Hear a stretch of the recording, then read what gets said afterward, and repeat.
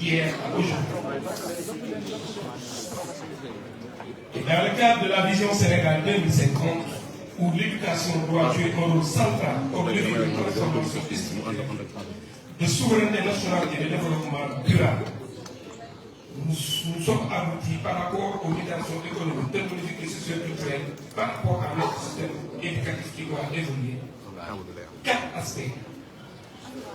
Adapter les apprentissages aux réalités locales et africaines. Renforcer l'autonomie intellectuelle et scientifique. Former des citoyens compétents, critiques et engagés. Et réduire la dépendance au modèle éducatif exogène. Monsieur le Premier ministre, la problématique centrale sur laquelle nous avons débattu les 2 jours et suivant les conclusions des différents ateliers et panels, le constat est que notre système éducatif actuel présente plusieurs limites. Nous allons vous en citer 5 rapidement. Inadéquation du curricula avec les réalités socio-économiques nationales. La faible valorisation des langues nationales et savoirs endogènes. L'insuffisance de formation pratique et professionnelle. La dépendance des hauts contenus importés et une fragmentation entre formation et besoins du marché. D'où la nécessité, Monsieur le Premier ministre, de repenser l'éducation comme instrument de souveraineté. Et suivant les conclusions, nous avons eu à dégager des axes prioritaires. Et par rapport à ces axes, nous en avons retenu 5 axes. Pour ne pas abuser de votre temps, Monsieur le Premier ministre, je vais juste me limiter à la dénomination des axes. Parce que pour chaque axe, il a été retenu 3 éléments. Si vous me le permettez. Pour l'axe numéro 1, adaptation des curricula aux réalités nationales. Les 3 points qui ont été retenus à cet axe, c'est l'intégration des contextes locaux, que ce soit l'agriculture, l'environnement, la citoyenneté et l'économie informelle. Développer des contenus contextualisés et africanisés. Introduire l'histoire et les références intellectuelles africaines. Pour l'axe numéro 2, je crois, hier, le ministre Amadouba est entré pleinement dans cet axe. Nous remercions encore pour sa présence. Donc, je ne vais pas revenir sur les détails. Axe 2, promotion des langues nationales. Axe 3, professionnalisation et employabilité. Axe 4, souveraineté numérique et production de ressources. Axe 5, formation et valorisation des enseignants. Voilà les 5 axes qui ont été retenus. Et par rapport aux recommandations opérationnelles, nous avons tenu des recommandations à court, moyen et long terme. Je vais ensuite juste à court terme.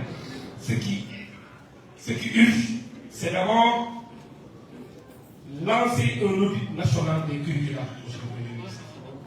Et je vais dire pourquoi à la conclusion. À moyen terme, je vais prendre juste un élément. Réviser les programmes à tous les niveaux.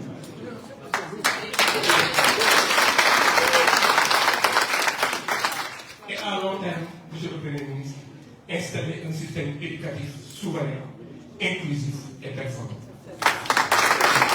Voilà le texte que nous avons retenu. Monsieur le Premier ministre, pour ne pas abuser de votre temps, je vais directement à la conclusion par rapport à cette notre stratégie pour dire que la souveraineté éducative constitue pour nous, Monnaie, une condition essentielle pour la réussite de la vision Sénégal 2050. Elle implique une transformation profonde du système éducatif, fondée sur l'ancrage local et l'innovation et l'autonomie. Pour ne pas conclure, Monsieur le Premier ministre, l'éducation en un mot doit passer d'un modèle de reproduction à un modèle de production de savoir, de compétences et de valeurs adaptées aux ambitions nationales.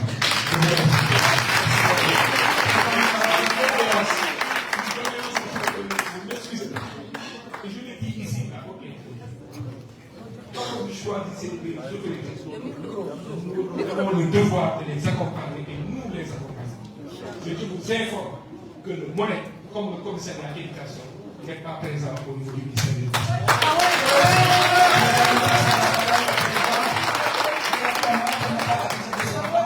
Monsieur le Président du Parti Pastef, Monsieur le Premier ministre, la parole est à vous maintenant.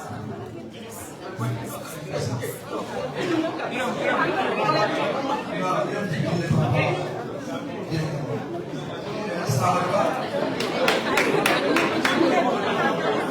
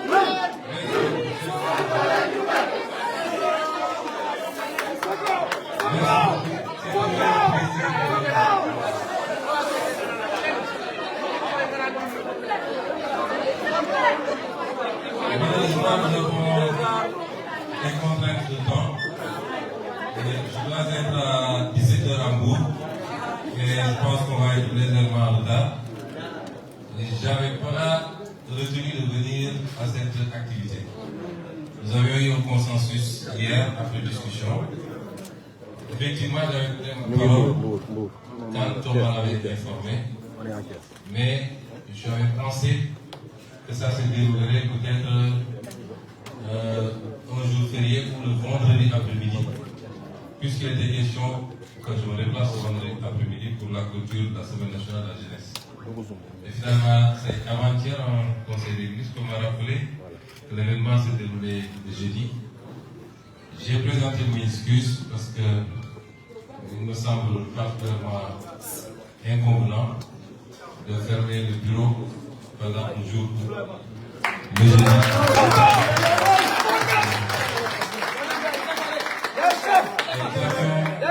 Nous avons retenu que je vais communiquer par visioconférence avec les enseignants ce jour, le vendredi, vers midi. C'est ça qui avait été convenu. Et donc ce matin, les ministres Birame Souleye Amadouba m'ont tellement harcelé ce matin.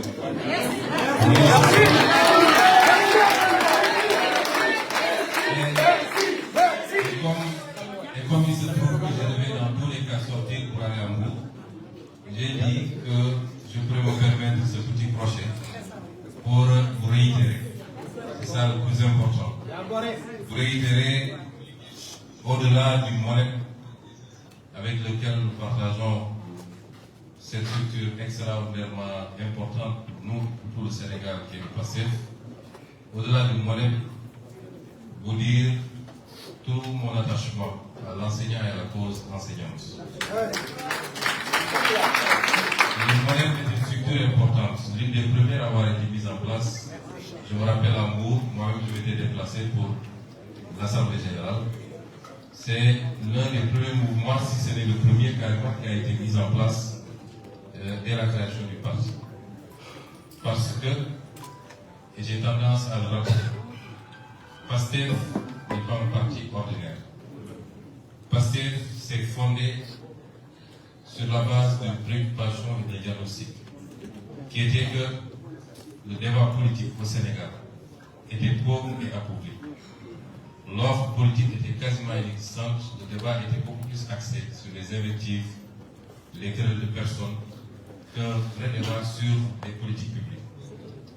Nous avons créé le PASTEF pour cela. Et évidemment, nous avons considéré que ce n'est pas un parti élitiste en soi, mais il est bon pour avoir une masse critique de gens capables à tous les niveaux, au plus haut sommet, le niveau intermédiaire, capables de comprendre et de relayer le message de la doctrine de PASTEF. Nous avions considéré que la classe moyenne constituée par les fonctionnaires de manière générale, mais parmi ces fonctionnaires, les enseignants étaient aussi extrêmement importants. Et c'est pourquoi nous avions mis en place ce mouvement avec Doudou Dieng, avec d'autres, certains ne sont plus là, malheureusement. Et un travail formidable a été, c'est de dire de les féliciter, de vous féliciter tous. Le développement rapide de ce mouvement pour en faire un fer de lance du parti, aussi bien dans la production et singulièrement dans le domaine de l'éducation nationale dans la diffusion du message de PASTEF, parce que c'est vous qui êtes un peu partout, pour ne pas dire partout dans le pays. Dans les coins les plus reculés, c'est vous les enseignants. Dans la vulgarisation donc du message, mais dans la représentation même du parti. Je vais me rappeler le rôle extraordinaire que vous jouez au moment des élections, généralement, où le groupe qui représente généralement le parti dans les bureaux de vote les plus reculés. Je voudrais vous réitérer toute la considération, l'admiration et les attentes du parti sur ce mouvement, que nous allons continuer à renforcer et à consolider. Et la tenue de cet atelier pour célébrer les 9 ans du modèle confirme et consolide ce que je viens de dire. Dans beaucoup de partis politiques, pour ceux, en tout cas les maigres qui ont au mouvement des enseignants, ce serait beaucoup plus festif que productif. Mais vous avez choisi de faire cette retraite sur 48 heures, de passer en revue les questions essentielles de notre éducation nationale et de venir avec des propositions qui, soyez-en sûrs, seront entendues, écoutées, et pour ceux qui peuvent recouper l'agenda 2050 intégré dans ce que nous sommes en train de faire. Je ne sais pas si finalement le ministre de l'Éducation nationale a pu être présent hier. Et il attend en tout cas ses conclusions avec beaucoup de patience. Chers enseignants, nous permettez au-delà de dire qu'un pays ne se développe pas sans le substrat culturel. La culture, comme disait l'autre, président Senghor, est au début et à la fin de tout œuvre de développement. La civilisation en elle-même porte le développement. Il y a des questionnements qu'il faut que nous nous fassions à nous-mêmes. Quel est notre modèle réel, adossé à un socle socioculturel très fort? Ça a été dit ici et je me réjouis de voir que ça a été abordé dans le document. Nous avons un problème de modèle, un problème systématique.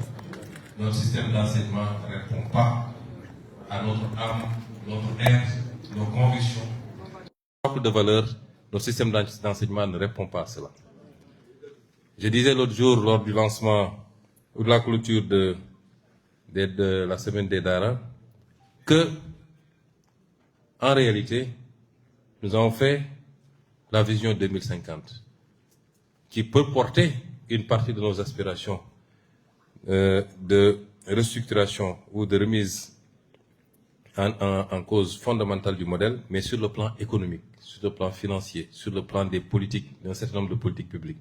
Mais il y manque un élément extrêmement important, c'est l'élément culturel, socio-culturel. Et c'est cela qu'il faut attaquer maintenant. On a parlé de l'éducation nationale avec nos langues nationales. Ça, c'est un projet qui nous est extrêmement cher. On perd énormément de temps. Une étude a montré que c'est entre 5 et 8 ans qu'un jeune Africain perd à essayer de posséder une langue étrangère. Là où le jeune Coréen qui a été alphabétisé en coréen gagne, lui, ses 8 années. Et c'est pourquoi quand lui, il fait des mathématiques, quand il commence à faire de la technologie, le jeune Africain est encore en train d'essayer d'apprendre une langue. Et nous sommes tellement complexés qu'on est là à dire non, il a oublié le E accent aigu E. On est dans des détails, alors que les gens sont dans le pragmatisme. C'est énormément de temps qui est perdu. Vous ne pouvez pas imaginer. Et l'Afrique est le seul continent qui alphabétise en langue étrangère. Je n'en connais pas d'autres. Tout le monde alphabétise dans sa langue et peut-être choisit une langue de communication internationale à partir d'un certain niveau pour permettre de faire des citoyens ouverts au monde. Et cette question des langues nationales est primordiale. Le ministre y travaille, le ministère, vous avez fait des propositions, d'autres en ont fait. Je crois que c'est l'un des grands chantiers vers lesquels nous devons nous acheminer. Mais ce n'est pas seulement une histoire de langue. C'est une histoire, si vous avez suivi ma communication hier au Conseil des ministres, j'ai parlé d'orientation. Notre pays a besoin de scientifiques, il a besoin de techniciens. On n'en produit presque pas, presque. Rapporté à la population, c'est famélique. Et on ne peut pas construire un développement sur de la littérature seulement. C'est bien, mais c'est largement insuffisant. Et ça, c'est un des défis également de notre système d'éducation. La question des infrastructures vient après. Évidemment, l'ambition est là. Il faut que nos enfants puissent être alphabétisés, éduqués dans des meilleures conditions possibles. C'est un processus qui rejoint toutes les autres préoccupations en termes d'offres de biens et de services publics. C'est la santé, c'est l'éducation nationale, c'est les infrastructures sportives, etc., etc. Mais c'est un gap cumulé ou accumulé pendant 65 ans qu'il nous faut rattraper. Ça va se faire méthodiquement. Pas tel que ça a été fait jusqu'à présent, en trompe-l'œil, et au détriment de la stabilité budgétaire et financière de ce pays, mais ça va se faire méthodiquement, sérieusement, avec l'ensemble des couches de la population nationale. L'éducation nationale n'échappe pas à cette préoccupation. Nous savons qu'il y a encore énormément à faire en termes de salles de classe, en termes de table-banc, en termes de conditions de vie et d'existence des enseignants. Sur ce volet, je voudrais également vous rassurer, vous, et à travers vous, tous les enseignants du Sénégal. Les enseignants du Sénégal ne peuvent pas avoir meilleur allié que nous. Ils ne peuvent pas l'avoir.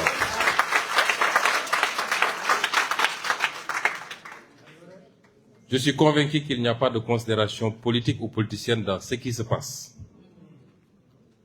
Je le souhaite très fortement.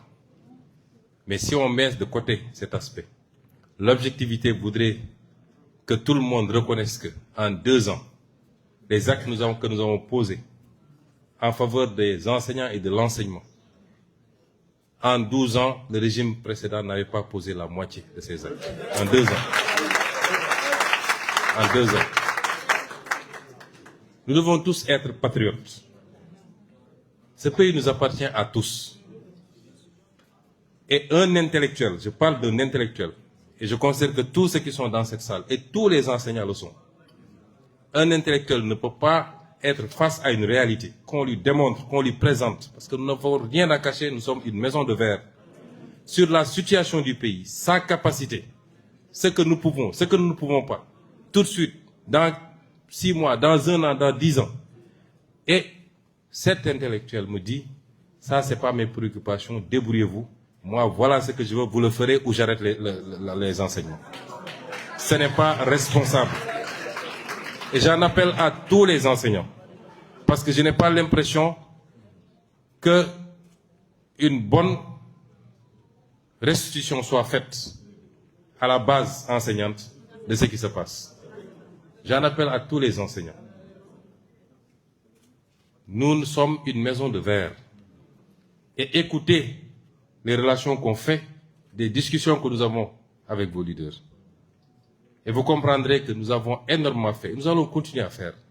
Tous les engagements que nous avons pris, s'il plaît à Dieu, nous les respecterons. Sur un mandat de 5 ans, en 2 ans, on a fait plus de la moitié des engagements. Et vous nous dites tout de suite et maintenant, prenez le cas de la réforme du système de rémunération. Moi, je n'ai pas peur de ce que je dis. Depuis que je suis opposant, depuis l'opposition, j'ai toujours dit que le système de rémunération présente beaucoup d'injustices et d'inéquités. Il faut le réajuster. Je l'ai toujours dit et je l'assume. J'ai été fonctionnaire et j'ai toujours dit, le fonctionnaire que j'étais, qui était très largement privilégié par rapport à d'autres fonctionnaires, j'ai fait des conférences pour les enseignants, pour leur dire que je considère que le système n'est pas juste. Et que le système, il va falloir le fondre et le changer. Et nous le ferons. Nous sommes en train d'y travailler. Inch'Allah. Mais vouloir me dire, parce que quelque chose d'aussi fondamental, d'aussi important, sur presque 200 000 fonctionnaires, vouloir me dire qu'en 1 mois, en 6 mois, il faut faire cette réforme, je dis non. Nous prendrons le temps. Les comités sont en train de travailler. Un travail a été fait en 2013 ou 2014. Le dossier avait été mis dans les tiroirs. Ce dossier n'est plus d'actualité, mais il sert de base de travail. Le comité mis en place au niveau du ministère des Finances, il va rendre ses conclusions.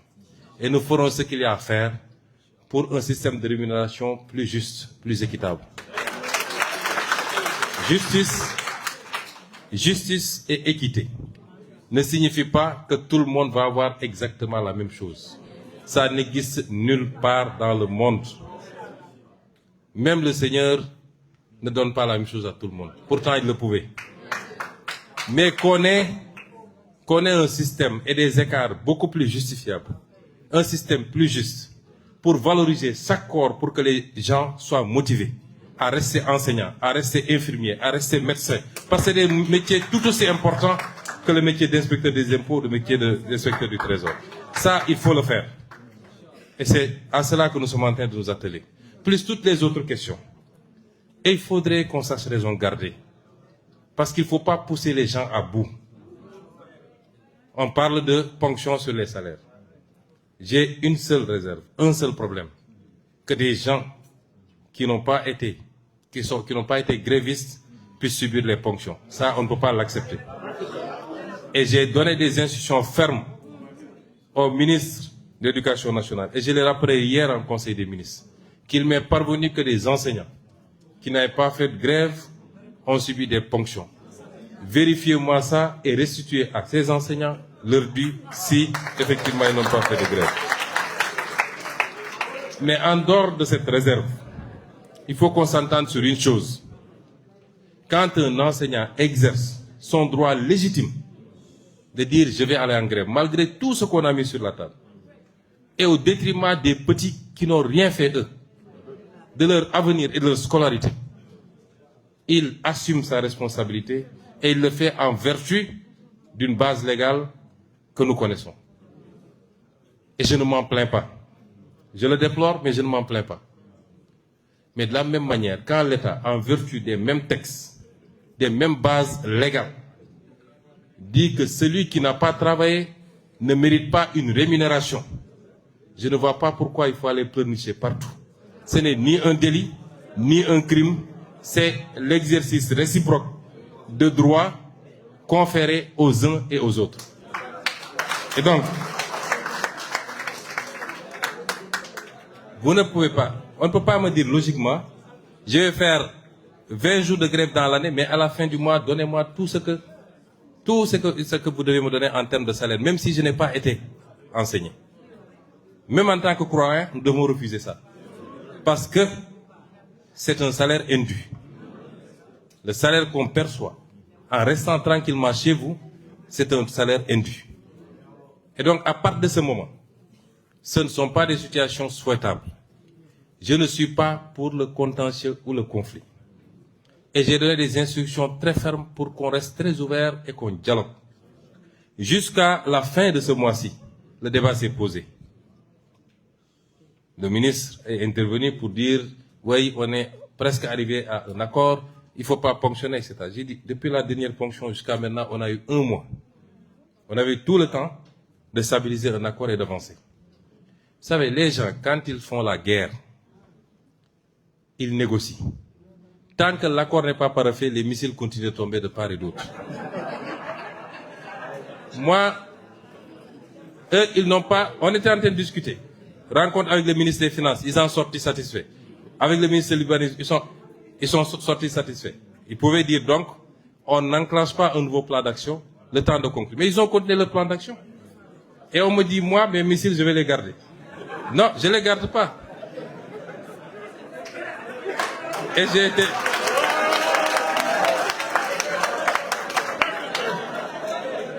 Et j'ai même été plus loin. J'ai même été plus loin. J'ai été plus loin. J'ai dit au ministre, même après ça, c'est pas un chantage, je ne fais jamais de chantage. C'est de la compréhension. J'ai dit, même après ça, s'ils viennent conclure, je vais moi-même donner des instructions pour qu'on restitue les retenues. Même après ça. Mais il y a un délai, hein. Il y a un délai, c'est pas... Il y a un délai. Au bout des 10 jours, c'est caduc. Au bout des 10 jours, c'est caduc. C'est une offre avec un délai de péremption. Mais ce que je veux dire par là, chers enseignants, ce que je veux dire par là, c'est nous dans nous. Nous sommes tous Sénégalais.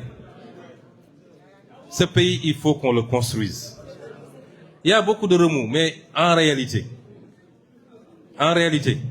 le plus gros des remous, c'est des manifestations de résistance à la dynamique de changement fondamental, structurel, méthodique que nous avons enclenché. Certaines manières de faire dans le passé ne peuvent pas continuer. Après, il y aura toujours des soubresauts, mais je peux vous rassurer que personne ne nous aura à l'usure. Personne ne nous aura à l'usure. Le mandat pour lequel on a été élu, nous l'appliquerons de manière claire, nette et précise. Dans la discussion, dans l'ouverture, mais dans la fermeté absolue également quand il le faut, parce que c'est une responsabilité vis-à-vis de 18 millions de Sénégalais, mais c'est une responsabilité également vis-à-vis de Dieu. Je vous félicite, vous encourage, vous exhorte et vous réitère toute la confiance du parti. Merci beaucoup et bonne suite de travail.